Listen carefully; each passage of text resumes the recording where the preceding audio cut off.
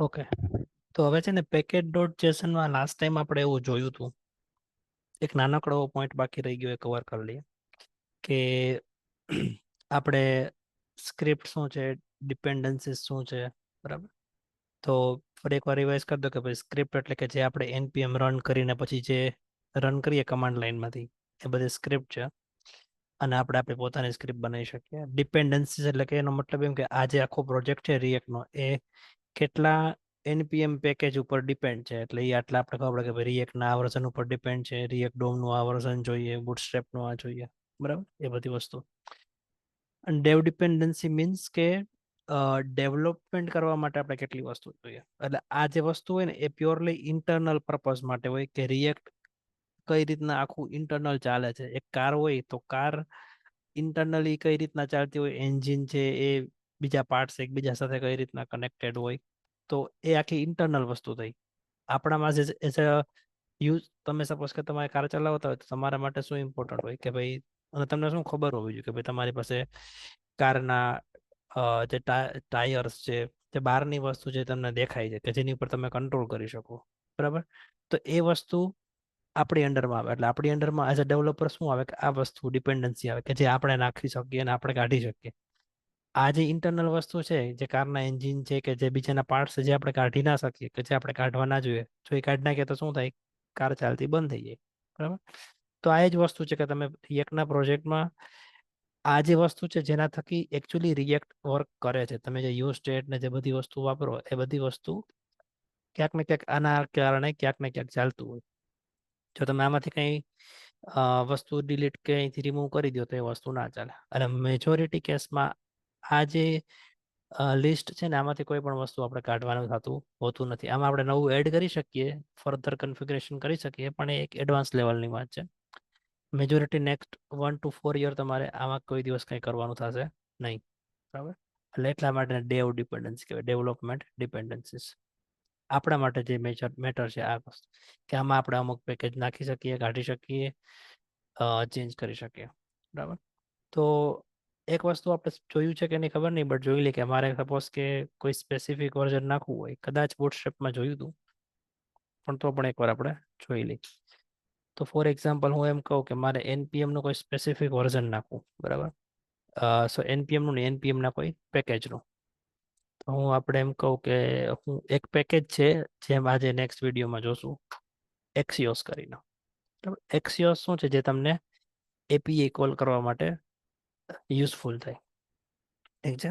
તો API call શું છે એ બધી વસ્તુ આપણે ફરીથી નેક્સ્ટ વિડીયોમાં જોશું. અત્યારે આપણા માટે મેટર એ કરે કે કોઈ પણ પેકેજ હોય, જ્યાં એક એક્સિયોસ કરીને એક પેકેજ છે, એને આપણે ઇન્સ્ટોલ કરવું હોય તો સિમ્પલ કમાન્ડ આપણે ખબર છે કે npm i અથવા તો npm install, બંને સેમ જ છે, અને પેકેજનું નામ. બટ આનો કોઈ સ્પેસિફિક વર્ઝન નાખવું હોય, આનું જે અત્યારે લેટેસ્ટ વર્ઝન છે એ 1.7.6 છે, બરાબર. મારે કોઈ સ્પેસિફિક નાખવું હોય 1.7.5 નાખવું છે, તો કઈ રીતના થાય. અને અહીંયા જો એના 103 વર્ઝન અવેલેબલ છે, અહીંયા ક્લિક કરીએ આપણે તો અહીંયા બતાવે કે 1.7.6 છે જે લેટેસ્ટ છે અત્યારે. એ સિવાય 1.7.5 છે, 4 છે, 3 છે, આ બધા છે. તો આપણે ટ્રાય કરીએ કે 1.7.3 ડાઉનલોડ કરીએ, બરાબર, જે લેટેસ્ટ નથી. તો એના માટે સિમ્પલ વસ્તુ કે npm, હવે આઈ કરો કે ઇન્સ્ટોલ કરો, બે વસ્તુ સેમ જ. અને પેકેજનું નામ કે એક્સિયોસ. હવે અહીંયા આટલું કરીને એન્ટર કરશો ને તો એ લેટેસ્ટ વર્ઝન ઓલવેઝ નાખે. કોઈ પણ પેકેજનું નામ નાખો તો એ શું કરે, એનું લેટેસ્ટ વર્ઝન જે બી npm ના અહીંયા હોય એ લઈ લે. પણ આપણે લેટેસ્ટ ન જોતું, સ્પેસિફિક જોઈએ તો આપણે અહીંયા કરવું પડે @ અને હું કહું 1.7.3, બરાબર. તો @ કરીને નાખો એ સ્પેસિફિક થયું. ઓકે, હું એન્ટર કરું. ઓકે, એડેડ લખેલા આવે, દેટ મીન્સ કે નવું પેકેજ આવી ગયું. અને બંધ કરી દઈએ. અને આપણે ડિપેન્ડન્સીમાં જોઈએ તો 1.7.3 આપણે ઇન્સ્ટોલ થઈ ગયું છે. ઓકે, તો આટલી વસ્તુ થઈ ગઈ.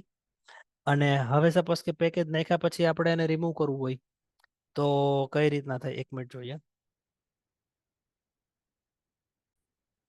ઓકે, તો એ પેકેજ આપણું ઇન્સ્ટોલ થઈ ગયું. હવે એવી બી જરૂર આવે કે આપણે પેકેજને અનઇન્સ્ટોલ કરવું છે, ડિલીટ કરવું છે.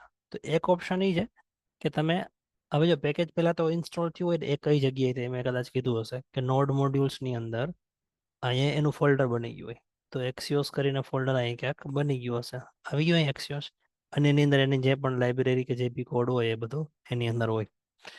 હવે એક ઓપ્શન આપણી પાસે એ છે, હવે કોઈ દિવસ અહીંથી ડિલીટ ના કરવાનું હોય, પેકેજને રિમૂવ કરો કેમ કે એ બધું ઓટોમેટિક થવું જોઈએ.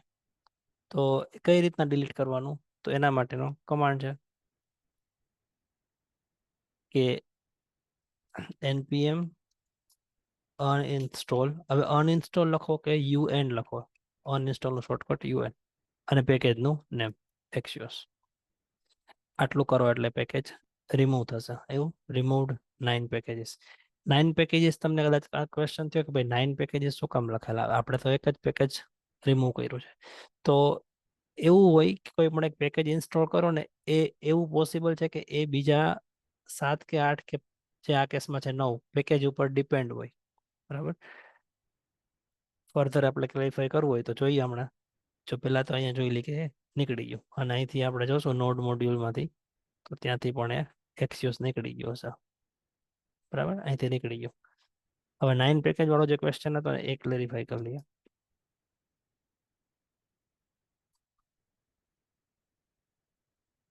એડેડ 9 પેકેજ, બરાબર, પણ આપણે તો ખરેખર એક જ નાખ્યું છે.